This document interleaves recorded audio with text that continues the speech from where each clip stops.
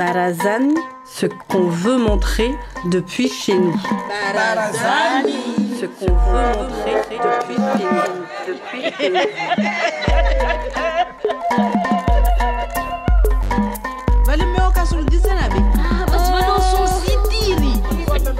Et les gens vivaient sur leurs terrasses, sur les barazas. Parce que c'est vraiment incroyable, Mayotte.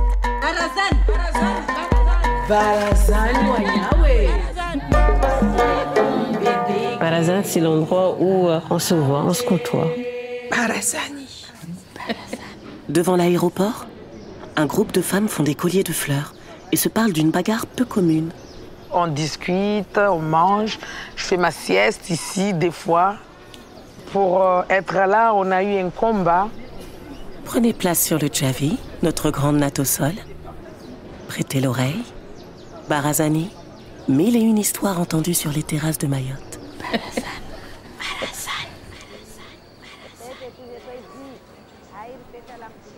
Je m'appelle Alidi Anlaouia, alias Tati. On est à l'aéroport, Marcel-Henri, Mayotte. Je dors, on discute, on mange. Je fais ma sieste ici, des fois. Des fois, on est tous le matin. Des fois, il y en a qui disent, bon, je vais venir l'après-midi. Pour être là, on a eu un combat parce qu'il y avait des gens qui étaient là. Chacun faisait ses colliers.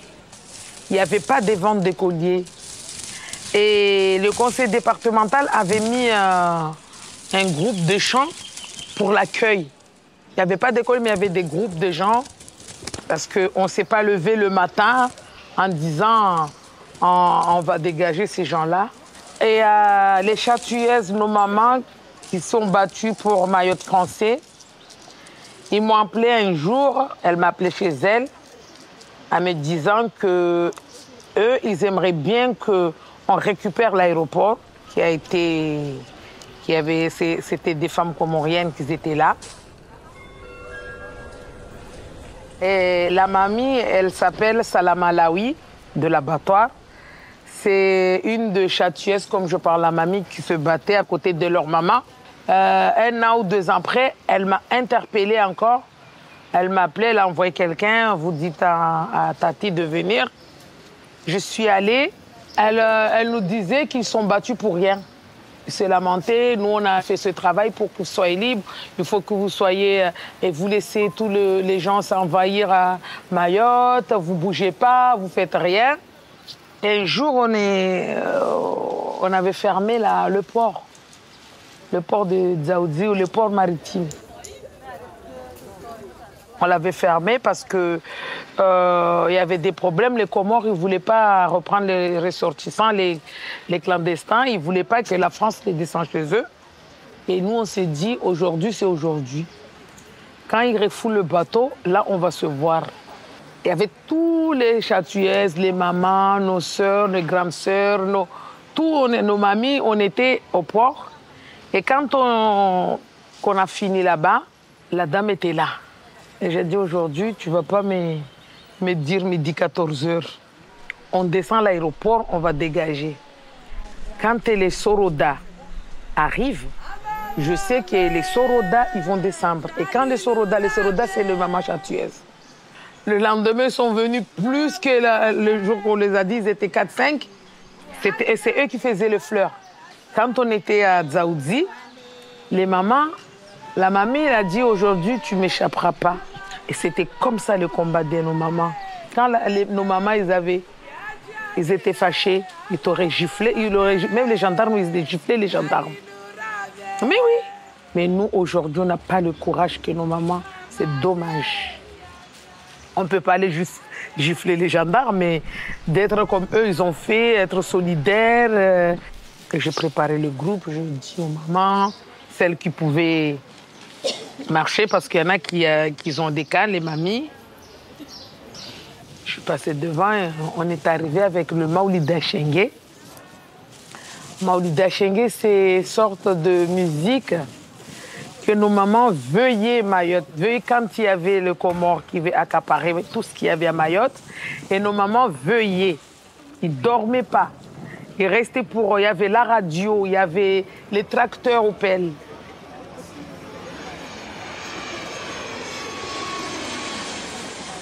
Quand il y a la France qui ont rassemblé Mayotte aux Comores, les Comores ont dit qu'ils veulent que la capitale soit chez eux.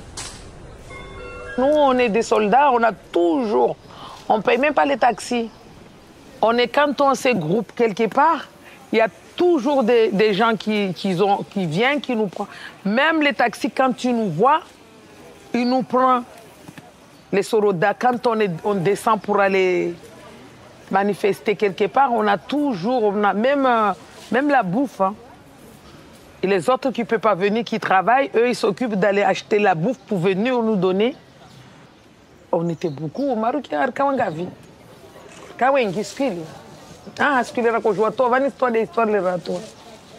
on était à peu près une trentaine.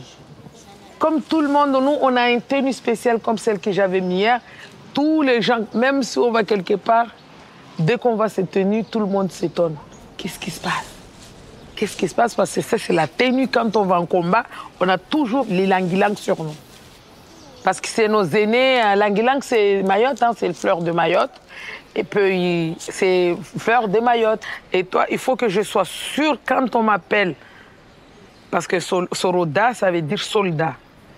Comme les soldats qui vont au militaire, quand on t'appelle, tu es prête. Et nous, quand on m'appelle, je n'ai pas le droit de demander « Ouais, on va où ?» Non, non, non, non. On m'appelle à tel endroit, on est là. Il faut que je vienne, il ne faut pas que je pose des questions. Il faut que je sois, même si je vais quelque part, il faut que je laisse là où je vais, il faut que je sois là. C'est ça les Soroda. Ils sont partis, nous, on est venus s'installer. On ne s'est pas installé tout de suite. Hein. On est installé comme des combattants, on a dit « Vous ne venez pas ici ». Il y a un monsieur qui est venu nous voir, ils ont dit que le directeur de l'aéroport, ils ont dit que si on dégage ces gens-là, ils ne sont pas contre, mais ils veulent qu'on trouve des gens pour venir faire le collier. Parce que c'est une sorte de... C'est pour l'arrivée, chez nous à Mayotte, c'est les colliers, on accueille des gens avec les colliers. Il n'y a pas assez de fleurs. On ne peut pas tout faire les colliers pour tout le monde, mais on essaye.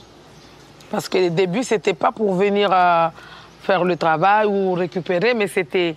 On a fait le groupe, on a dit on continue à faire les colliers en attendant qu'on trouve d'autres gens pour venir récupérer.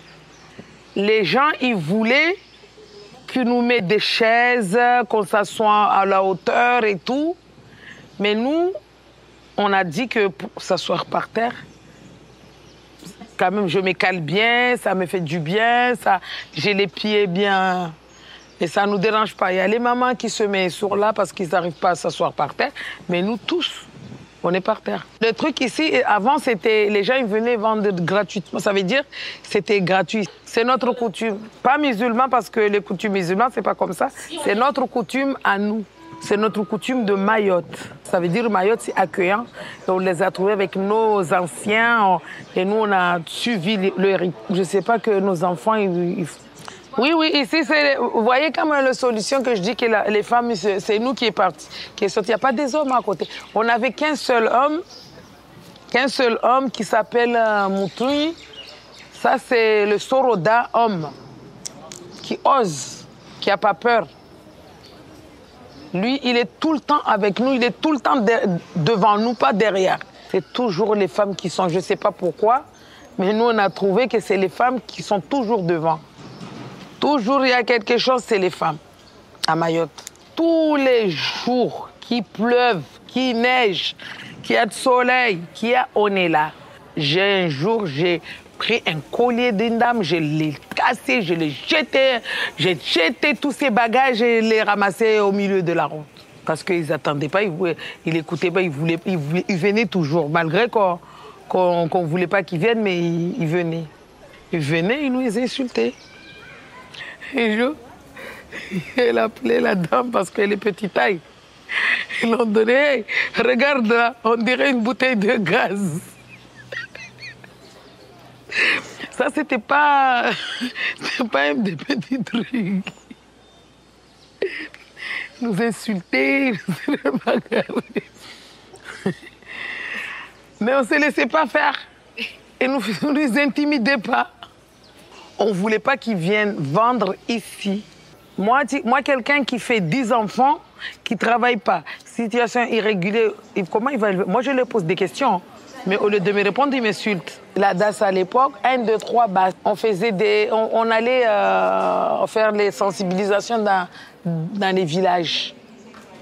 Chaque fois, on allait dans les villages pour faire des théâtres, pour faire des enfants 1, 2, 3 basses. On parlait des contraceptions, il y avait les stérilés, il y avait les préservatifs, il y avait les pilules. On le faisait parce que c'était pour nous, hein. C'était pour l'avenir de nos enfants. Il faut qu'on puisse élever nos enfants comme il faut. Et aujourd'hui, on ne peut pas accepter parce qu'ils nous ont dit, les Mahorais, il ne faut pas faire des enfants parce que Mayotte, c'est petit. Les gens qui rentrent ici, ils accouchent matin, midi et soir. Vous nous avez bloqués de ne pas faire les enfants. Vous nous dites qu'aujourd'hui, vous laissez ces gens-là. C'est ça ce qui nous fait mal. Mais nous, on reste là. Toute la journée jusqu'à la fin, à la fermeture de l'aéroport.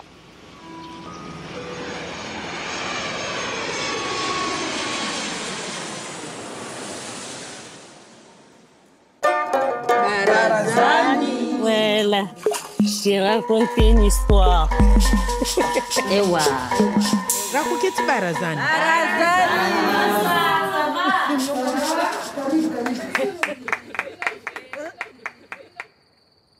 Barazani, des podcasts à l'écoute des histoires et résonances des terrasses de Mayotte, produit par Bérénice Mediacorp, avec la participation de France Télévisions Outre-mer la première et Mayotte la première, sur une idée de Marie Saouyat, écriture et réalisation Séverine Nativel, prise de son, montage son et création musicale It's My Butterfly, mixage Laurent Mollard, direction éditoriale pour Outre-mer la première Fabrice Auchard, délégué numérique Mayotte la première Marie Saouyat, avec la voix de Ludmila Dabo.